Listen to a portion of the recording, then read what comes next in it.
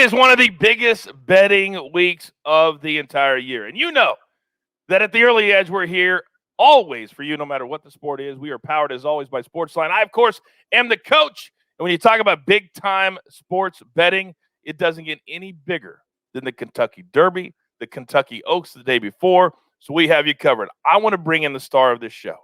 14 years Sports Illustrated, covering the Triple Crown. He's a senior writer at SportsLine in charge of everything horse racing. Mr. Gene Menez. Hello, sir. Welcome. Hello, Coach. It's an honor being with you this morning. How are you? I'm doing great, man. I'm doing great. But I am like a lot of people that I don't know a lot about horse racing. So here at the Early Edge, we say two things. We want to educate and we want to entertain. But today I need a lot of education. So let's jump right in. Before we get to your picks on Kentucky Oaks and the Kentucky Derby, kind of tell people at home the 3 or 4 different ways that they can bet this week on the horse racing. Sure, Coach. I got to correct you first. I think it is the biggest weekend of betting in the year. My bad. And no, that's okay. And the reason is because the Kentucky Derby is the best race to bet on every year. There are 20 horses in the starting gate. And also, you have a lot of uneducated money, people betting on colors, numbers, and names. And all of that goes into a pari-mutuel pool. So the difference between betting the Kentucky Derby and the Kentucky Oaks versus, let's say, an NFL game. An NFL game, you'll get the Patriots -3 at the time that you go up to the window.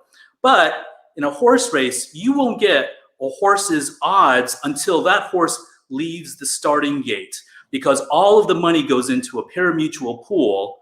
And let's say there's $1 million in this pari-mutuel pool and there are 100,000 winning tickets.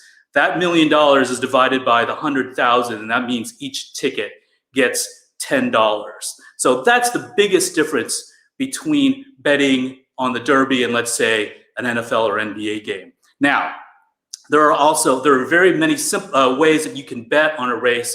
The most simplest are the win, place, and show. For you to win on a win bet, your horse has to finish first. On a place bet, your horse has to finish first or second.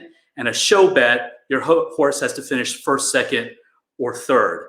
Now, there are more complicated wagers called exotic wagers, and that includes exactas, trifectas, and superfectas. In an exacta, you have to pick the first 2 horses in the correct order. In a trifecta, they have to come 1, 2, 3 in the correct order.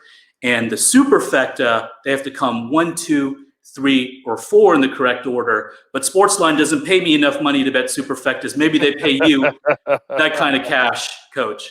Well, I can tell you, Gene, that just in that 60 seconds, you gave us 6 different ways that we can bet that are actually pretty simple to figure out if you really listen to what you were saying. So let's jump in right now, and let's talk about what's going to happen on Friday, because a lot of people don't realize there's a big race on Friday, too. It's called Kentucky Oaks. Post time is 5:51 Eastern time. It's race 11 at Churchill Downs. Give me a win. Also, give me an exacta that you like in this race on Friday night. Well, the race goes through Malathot. Malathot is trained by Todd Pletcher, one of the best trainers in the country. He's a Hall of Fame nominee this year. She had come off a 4-month layoff, entering her last race in the Ashland Stakes, Keeneland, and won despite being off for more than 4 months. In that race, she ran down past the Champagne, and you could argue that was probably the most impressive prep race among the Oaks races. So my bet in the Kentucky Oaks on Friday, my win bet's going to be on Malathot. Right now, she's 5-2 on the morning line. I think that's more than fair. She's looked tremendous this week in training up for the Oaks.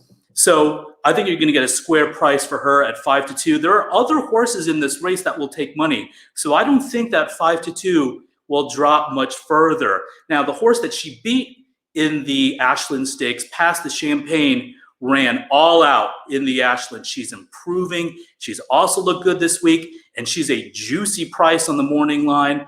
I believe she's 15-1. I don't think that you're going to get her at 15-1 when the horses leave the starting gate. But my exacta would be a Malathot Pass the Champagne, a 10-5 exacta, and just in case Pass the Champagne is able to turn the tables, I wouldn't mind playing maybe a smaller exacta bet with Pass the Champagne over Malathot, just in case the original opinion doesn't come through. See, that's why we have you here, because anytime a horse is called Pass the Champagne, I'm going to bet on her regardless. And that's what you can't do. Colors, names, you can't do any of that. You just told us that. So we have to listen and not just like a name of a horse to bet it. All right, now we're up against a little bit. We've got to speed up just a little bit. Kentucky Derby time. And I know this is a big, big race. 6:57 p.m. Eastern time on Saturday. Give me what you got. Win, exacta, trifecta. Let's go, Gene. Coach, I love Rock Your World. Rock Your World was the Santa Anita Derby winner. He led from gate to wire in that race, but he doesn't necessarily need to lead from the start. In that race, he set a fast pace, ran going away, and the most impressive part of that race might actually be after the finish line. If you watch that race, after the finish line, he galloped out so far ahead of the field. I think there was much more left in this horse. And I actually went back and watched his workouts.